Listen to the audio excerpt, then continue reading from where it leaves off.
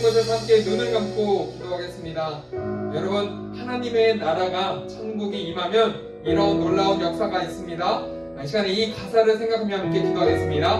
하나님, 내 마음이 하나님의 나라가 되게 하여 주시옵소서. 하나님, 내가 예배드리는 이곳이 천국 될 수 있도록 하나님 역사하여 주시옵소서. 우리 시간에 함께 기도하도록 하겠습니다. 기도합니다.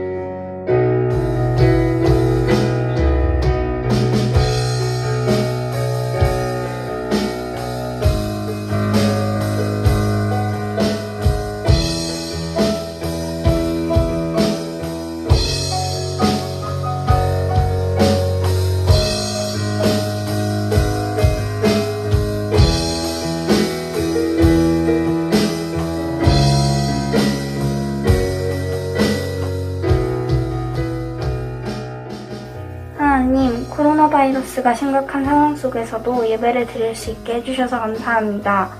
얼른 코로나 바이러스 상황이 나아져서 모두 함께 푸른 꿈터에서 예배를 드릴 수 있게 해주세요. 오늘 목사님의 말씀을 잘 듣고 일주일 동안 잘 실천하며 살아갈 수 있게 도와주세요. 예수님의 이름으로 기도합니다. 아멘.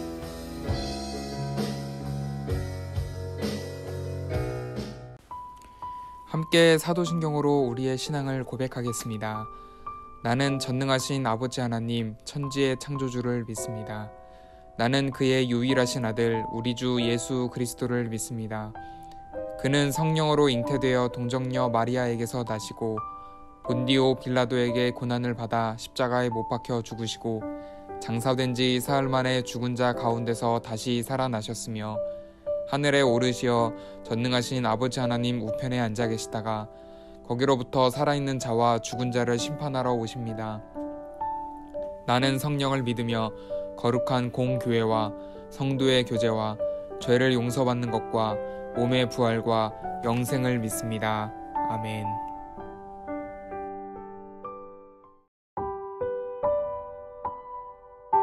여러분, 뭐로 가도 서울만 가면 된다라는 말이 있습니다. 들어본 적 있나요? 과정이야 어떻든 결과만 갖고 오면 된다라는 말이죠. 좋은 성적을 받는 것, 또 어떤 성취를 이뤄내는 것은 중요합니다. 그러나 모든 일에는 과정이 있는데 결과만 놓고 모든 것을 판단하는 것은 성숙하지 않은 것 같습니다. 지난주에 도쿄올림픽이 폐막을 했습니다. 즐겁게 보셨나요? 이전의 올림픽과 비교해 볼 때 시상식에서 선수들의 모습이 사뭇 달랐던 것 같습니다. 금메달을 따지 못하면 마치 대역 죄인인 것처럼 고개를 숙이곤 했는데 이제는 동메달을 따도 혹은 메달을 따지 못한다 할지라도 아쉬움은 남겠지만 그 무대 자체를 즐기는 모습을 보여주었습니다. 결과와 과정 중에서 여러분은 무엇이 더 중요하다라고 생각하나요? 오늘 말씀을 읽으면서도 한번 생각해 보시기 바랍니다. 욥기 42장 12절에서 15절 말씀입니다.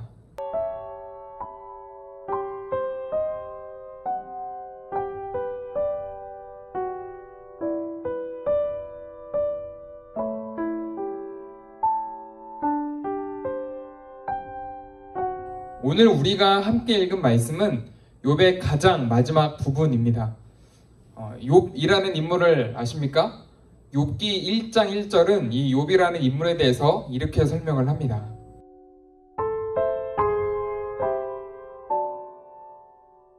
아주 정직하고 바르고 착하게, 또한 하나님도 잘 믿는 믿음 좋은 사람인 것 같습니다. 믿음만 좋을 뿐 아니라 2절 3절에서는 이렇게 설명을 하죠.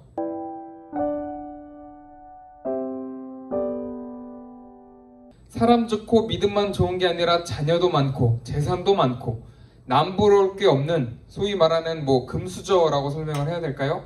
그런 훌륭한 인물이라고 소개를 합니다. 그런데 6절에서부터 장면이 바뀌면서 마치 재판 장면인 것 같습니다. 하나님이 계시고 천사들과 사탄도 있는데 사탄이 욥을 헛들기 시작을 합니다. 그리고 욥이 정직하고 하나님을 잘 믿는 데에는 다 이유가 있다라고 말을 하는 거죠. 그가 재산도 많고 또 자녀도 많으니 하나님을 잘 믿는다라는 것입니다. 이를 계기로 사탄의 장난질이 시작이 됩니다.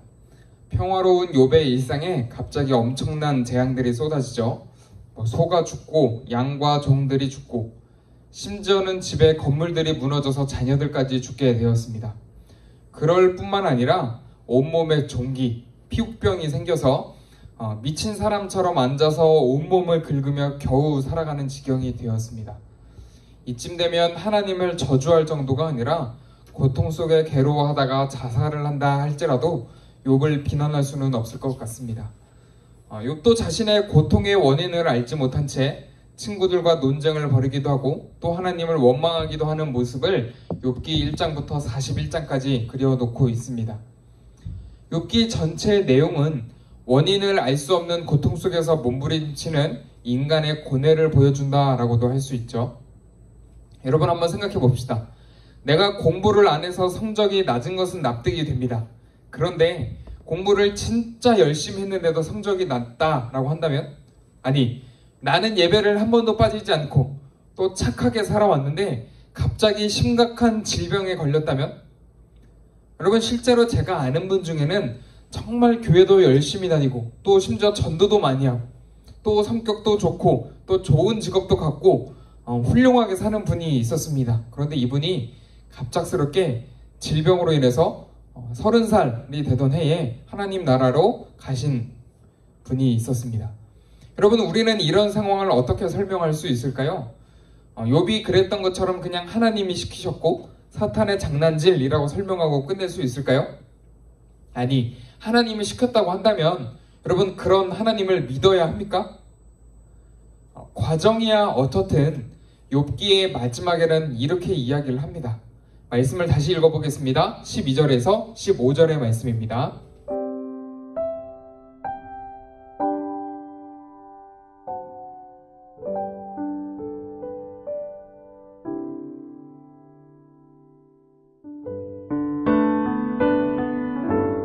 욥은 너무 큰 어려움과 고난을 받았습니다. 그래서 하나님께서 욥의 말년에, 쉽게 말해서 나이가 많이 들었을 때 처음보다 더 큰 축복을 주셨습니다.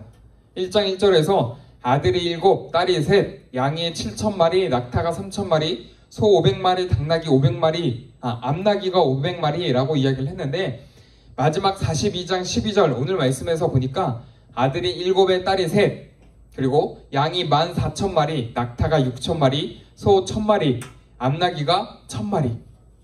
자녀는 그대로 회복시켜 주셨고 동물들은 정확히 2배가 되게 하셨습니다.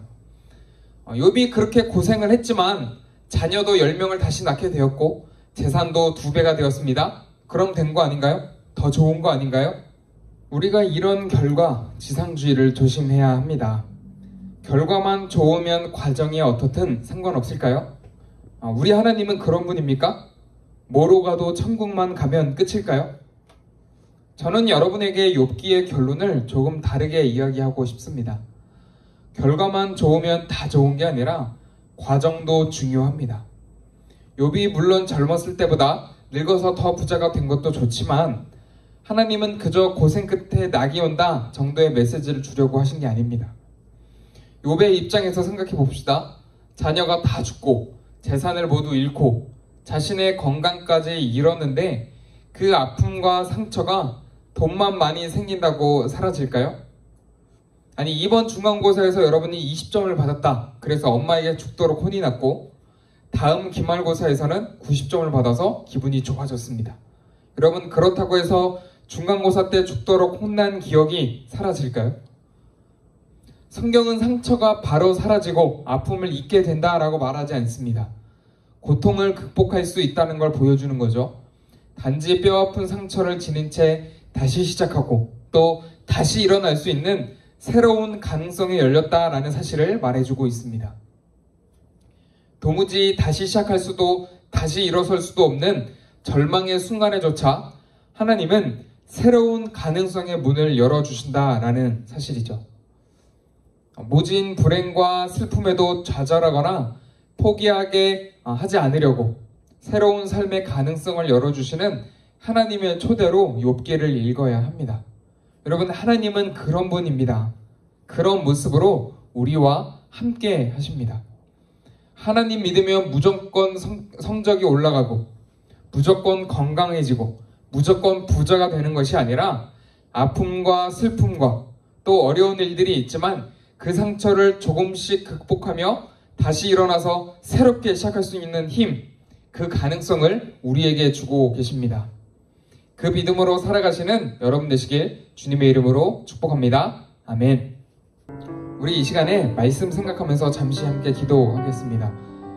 여러분, 욥의 결과를 보면서 나도 하나님을 잘 믿으니까 부자가 됐으면 좋겠다, 혹은 성적이 올라갔으면 좋겠다라고 생각하고 믿지는 않습니까? 여러분, 그 결과도 좋지만 과정이 중요합니다.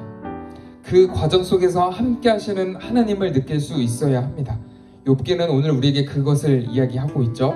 이 시간에 함께 기도할 때 하나님, 내 생각 속에, 내 믿음 속에 혹 하나님을 믿으면 잘 되고 또 더 좋게 될 거다라고 하는 생각이 있습니까? 하나님, 그 생각들을 내려놓게 도와주시고 이 하나님을 믿는 과정 속에서 때로는 아프고 힘들기도 하지만 하나님을 느껴가는 귀한 시간 낼 수 있도록 하나님 나와 함께 해주세요. 우리 그렇게 같이 한번 기도하도록 하겠습니다. 함께 기도합니다.